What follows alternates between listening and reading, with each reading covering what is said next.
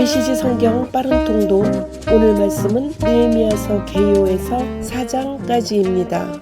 느헤미야 개요. 말씀하신 바를 반드시 이루시는 신실하신 하나님. 히브리어 성경에서는 중심인물인 느헤미야의 이름을 따서 느헴야라 하였으며 기록자의 이름을 제목으로 정한 것으로 위로하다, 여호와의 위로라는 의미가 있다. 고대 히브리어 성경과 70인역의 초기 사본은 에스라와 느헤미야를 한 권의 책으로 다루었는데 오리겐에 의해 처음으로 에스라서와 느헤미야로 분리되었다. 영어 성경은 느헤마이야라고 읽는다. 기록자. 대부분의 학자들이 느헤미야가 기록자라는 견해를 지지한다. 이유는 1장 1절을 비롯하여 그 외의 많은 부분에서 이 책의 기록자를 느헤미야 자신인 1인칭 단수로 기록하고 있기 때문이다. 예외적으로 12장 47절에서는 느헤미야의 때라고 자신을 3인칭으로 서술하고 있는데 그것은 느헤미야가 공직에서 물러난 후 자신을 동시대의 인물들과 함께 열거하면서 지난날 자신의 행적을 돌이켜보는 것으로 생각할 수 있다. 느헤미야는 포로 귀환자 중에 한 사람으로서 아닥사스다 왕의 수를 맡은 관원장이다. 그는 왕의 허락을 받아 총독의 자격으로 예루살렘 성벽을 재건하게 한 사람이다.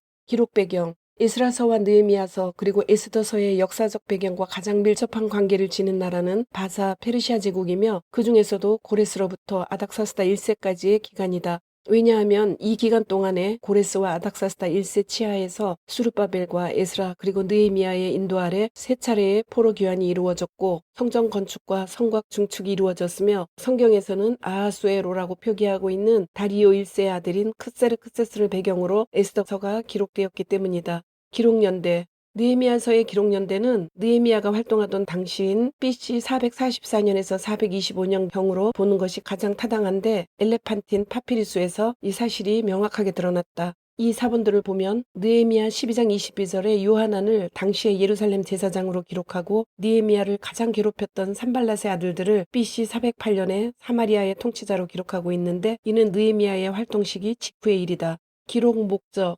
느헤미야서의 기록 목적은 무너졌던 예루살렘 성벽의 재건과 백성들의 신앙개혁에 있다. 에스라서가 유다의 종교적 회복을 다룬 반면 느헤미야서는 유다의 정치적 지리적 회복에 초점을 맞춘다. 예루살렘 성벽을 재건하는 일은 예루살렘이 유다의 영적 정치적 중심지이기 때문에 매우 중요했다. 성벽이 없는 예루살렘은 성읍으로 간주하기 어려웠기 때문이다. 특히 느헤미야서는 이스라엘이 하나님과 맺은 언약 백성으로서 그 언약에 얼마나 신실했는가를 다루고 있다. 따라서 느헤미야서는 선택한 백성을 향하신 하나님의 신실하심을 성벽 재건을 이룬 사건을 통해서 보여주고 있다.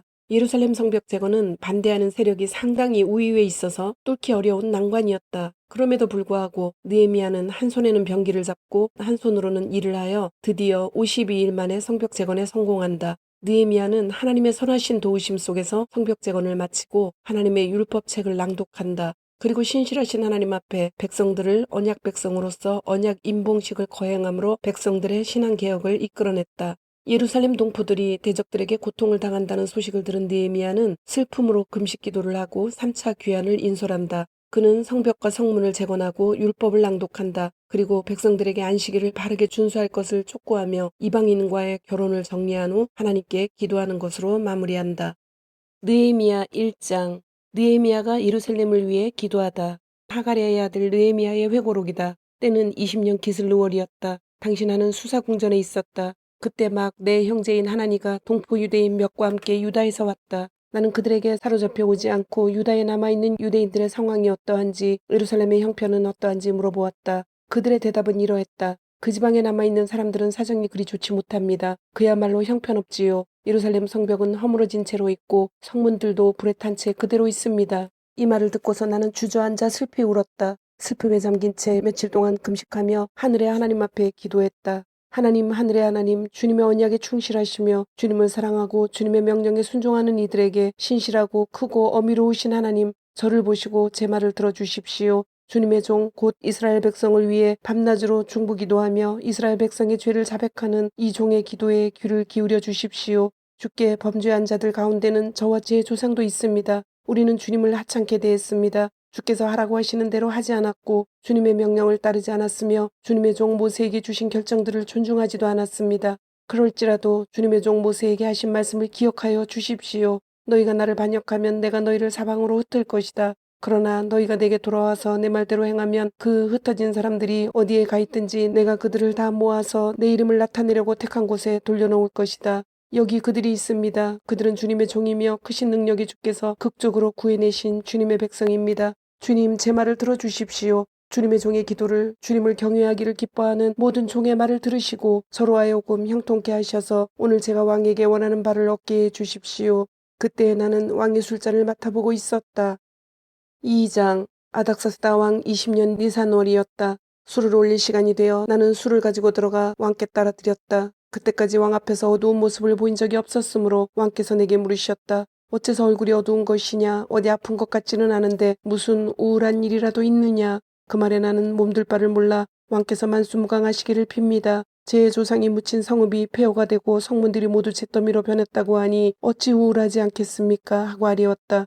그러자 왕께서 내게 물으셨다. 그러면 네가 바라는 것이 무엇이냐? 나는 속으로 하늘의 하나님께 기도하며 말씀드렸다. 왕께서 저를 좋게 여기신다면 저를 유다로 보내셔서 제 조상이 묻힌 성읍을 다시 세우게 해주십시오. 그때 왕비도 곁에 앉아 있었는데 왕께서 말씀하셨다. 공사가 얼마나 걸리겠으며 내가 언제쯤 돌아올 수 있겠느냐? 내가 기한을 말씀드리자 왕께서는 나의 청을 승낙하셨다. 나는 또 이렇게 말씀드렸다. 괜찮으시다면 유프라테스 건너편 총독들에게 유다까지 이어질 제 여행을 승인하는 편지를 내려주시기 바랍니다.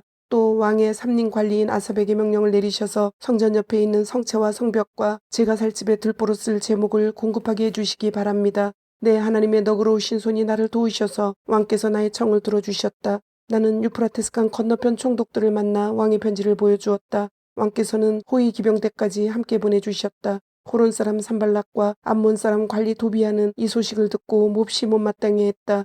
이스라엘 백성의 이익을 위해 누가 온다는 것이 그들로서는 언짢은 일이었다. 그렇게 해서 나는 예루살렘에 도착했다. 거기서 사흘을 머문 후 나는 한밤중에 일어나 밖으로 나섰다. 측근 몇 사람이 나와 함께했다. 하나님께서 예루살렘을 위해 내 마음속에 두신 일을 나는 아무에게도 말하지 않았다. 우리에게 짐승이라고는 내가 탄 것밖에 없었다.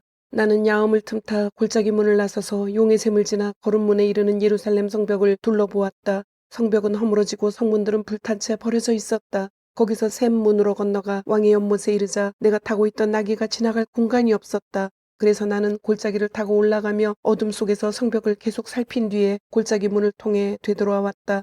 지방 관리들은 내가 어디로 갔는지 무슨 일을 했는지 전혀 몰랐다. 유대인이나 제사장이나 귀족이나 지방관리나 직책을 가진 그 누구에게도 내가 한마디도 하지 않았기 때문이다. 성벽을 돌아보고 난 뒤에야 나는 그들에게 말했다. 현실을 똑바로 보십시오. 우리는 지금 어려운 고비에 처해 있습니다. 예루살렘은 폐허가 되었고 성문들은 불타버렸습니다. 어서 예루살렘 성벽을 쌓아서 다시는 이런 수모를 받으며 살지 말아야 합니다. 나는 하나님께서 어떻게 나를 지지하시며 왕이 어떻게 나를 후원하고 있는지 그들에게 말했다. 그러자 그들이 대답했다. 같은 생각입니다. 어서 시작해야겠습니다. 그들은 당장이라도 나설 듯이 소매를 걷어붙였다. 호론 사람 산발락과 암몬 사람 관리 도비아와 아랍 사람 게셈이 이 소식을 듣고 우리를 비웃으며 조롱했다. 하, 당신들이 도대체 뭘 하겠다는 거요? 감히 왕을 배반하겠다는 거요? 내가 되받아쳤다. 하늘의 하나님께서 반드시 우리를 도와 성공하게 하실 것이요. 우리는 그분의 종이니 열심히 일하여 성벽을 재건할 것이요. 쓸데없는 간섭은 마시오. 당신들은 이 일에 발언권이 없을 뿐더러 예루살렘과도 아무 상관이 없소. 3장. 대제사장 엘리야십과 동료 제사장들이 함께 일어나 밖으로 나섰다. 그들은 양문에서부터 시작했다. 그것을 보수하여 문짝을 달고 100망대와 하나넬 망대까지 성벽을 쌓았다. 여리고 사람들이 그들과 나란히 작업했고 그들 옆에서는 이므리의 아들 삭굴이 작업했다. 물고기 문은 하스나 형제들이 세웠다. 그들은 그것을 보수하여 문짝을 달고 자물쇠와 빗장을 만들어 달았다. 그 옆에서는 학구스의 손자여 우리아의 아들인 무레못이 작업했다. 그 옆은 무세사벨의 손자요 베레가의 아들인 무슬람이 작업했다. 그 옆은 바하나의 아들인 사독이 작업했다. 그 옆은 두고아 사람들이 작업했다. 다만 귀족들은 예외였다. 그들은 자기들 공사 책임자와 함께 일하려 하지 않았고 그런 일로 손을 더럽히는 것을 거절했다. 여사나무는 바세아의 아들 요아다와 부소드야의 아들 무슬람이 맡았다. 그들은 그것을 보수하여 문짝을 달고 자물쇠와 빗장을 만들어 달았다. 기브온 사람 물라다와 메로노 사람 야돈 그리고 유프라테스 건너편 총독의 관할 아래 있는 기브온과 미스바 사람들이 그들과 나란히 작업했다. 할헤아의 아들 금세공업자 우시엘이 그 옆에서 작업했고 그 옆은 향수를 만드는 하나냐가 작업했다. 그들은 넓은 벽에 이르기까지 예루살렘 성벽을 다시 세웠다.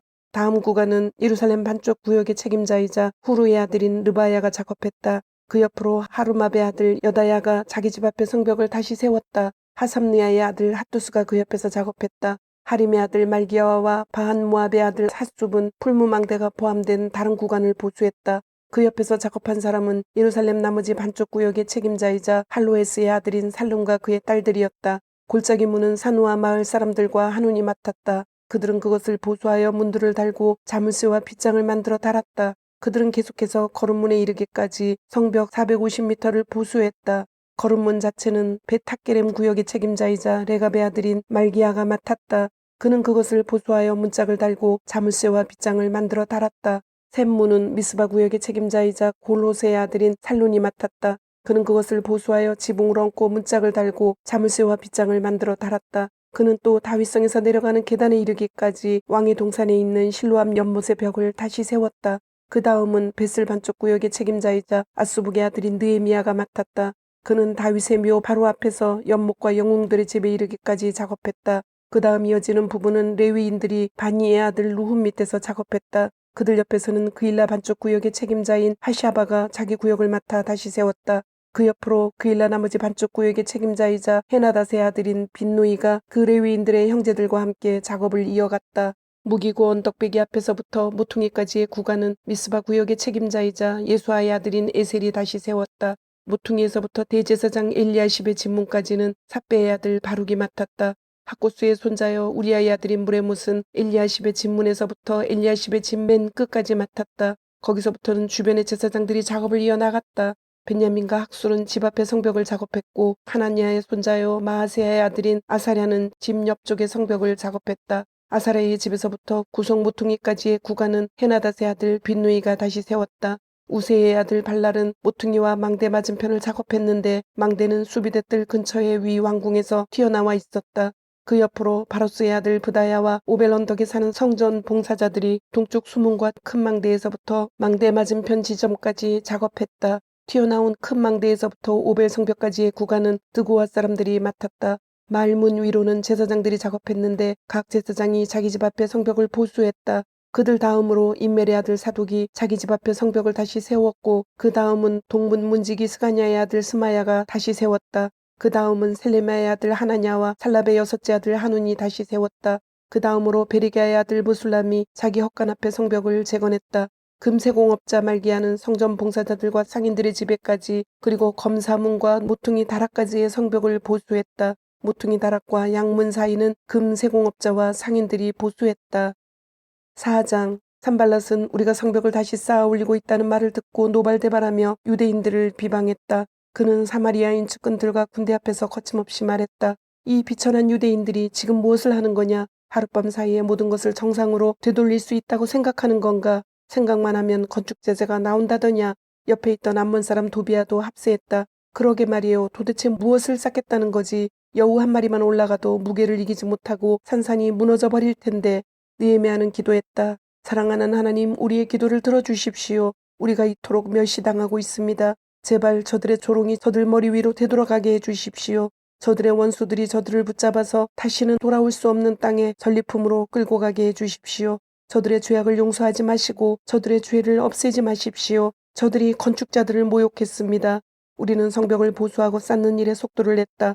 백성이 마음을 다해 일하여 성벽 전체가 금세 하나로 이어졌고 높이도 목표치의 절반에 이르렀다. 산발락과 도비아와 아랍 사람들과 암몬 사람과 아스돗 사람들은 예루살렘 성벽 보수가 아주 순조롭게 진행되고 있으며 성벽에 끊어진 곳들이 메워지고 있다는 소식을 듣고 몹시 화를 냈다. 그들은 예루살렘과 싸워 최대한 분란을 일으키기로 머리를 맞대고 결의했다. 우리는 하나님께 기도하면서 맞섰고 하루 종일 보초를 세워 그들의 공격에 대비했다. 그러나 머지않아 유다에 이런 말이 나돌았다. 건축하는 자들은 지쳤는데 쓰레기 더미만 쌓여간다. 우리도 어쩔 수 없다. 이 성벽을 쌓을 수 없다. 그러는 동안 우리의 원수들은 다음과 같이 떠들고 다녔다. 저들은 누가 자신들을 공격했는지도 모르겠지. 시도새도 모르게 우리가 쳐들어가 저들을 닥치는 대로 죽이자. 그러면 공사가 중단되겠지. 그들과 이웃하여 사는 유대인들이 계속 소식을 전해왔다. 그들이 우리를 포위했습니다. 이제 곧 공격할 것입니다. 우리는 이 말을 적어도 10번은 들었다. 그래서 나는 성벽의 가장 취약한 곳에 무장 보초를 세우고 칼과 창과 활을 든 사람을 가문별로 배치했다.